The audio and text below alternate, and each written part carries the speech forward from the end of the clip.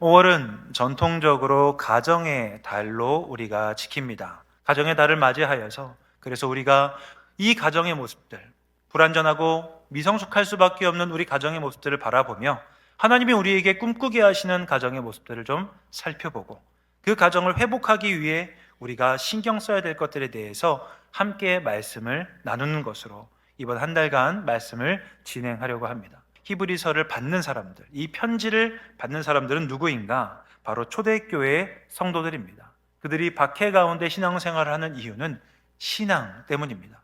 히브리서 기자는요, 하나님이 구원 약속을 이루기 위해서 십자가에서 예수님을 죽게 하신 것을 먼저 보라고 이야기하며 하나님이 나에게 보여주신 신실함을 우리가 먼저 경험하라고 말하고 있습니다. 그래서 성도에게 은혜를 경험하라 라고 말하고 있는 것이죠. 은혜가 무엇입니까? 자격이 없는 자에게 무조건적으로 주시는 하나님의 호의, 하나님의 선물이라고 할 수 있을 것입니다. 이 땅을 살고 있는 많은 사람들이 가정을 통하여서 가정 가운데 힘들어하고 어려워하는 이유가 무엇이겠습니까? 그 가정 가운데 은혜가 사라졌기 때문입니다. 그렇다고 한다면 어떻게 우리는 우리 가정과 우리 교회 안에 은혜를 채울 수 있게 될까요?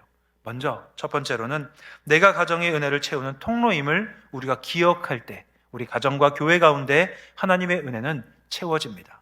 은혜는 그 은혜를 받은 사람이 다른 사람에게 흘려보냄으로 말미암아 그 은혜가 공급되어지는 일임을 우리는 기억해야 하는 것이죠. 바로 누가 은혜를 공급해야 되는 통로입니까? 바로 나라고 하는 사실입니다. 내가 하나님께 은혜를 날마다 받고 있는지, 하나님의 무조건적인 사랑을 내가 날마다 경험하고 있는지를 우리는 살피고 확인해 보아야 되는 것이죠.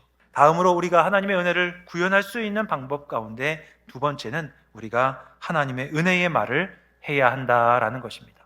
우리는 먼저 하나님 앞에 나아가 하나님의 말씀을 듣고 하나님의 사랑을 경험하는 은혜를 채워야 하는 것, 그리고 내 입술을 통해서 그 은혜의 이야기들이, 은혜의 말이 주변으로 잘 흘러갈 수 있도록, 은혜의 말을 할 수 있도록 우리는 노력해야 하는 것입니다.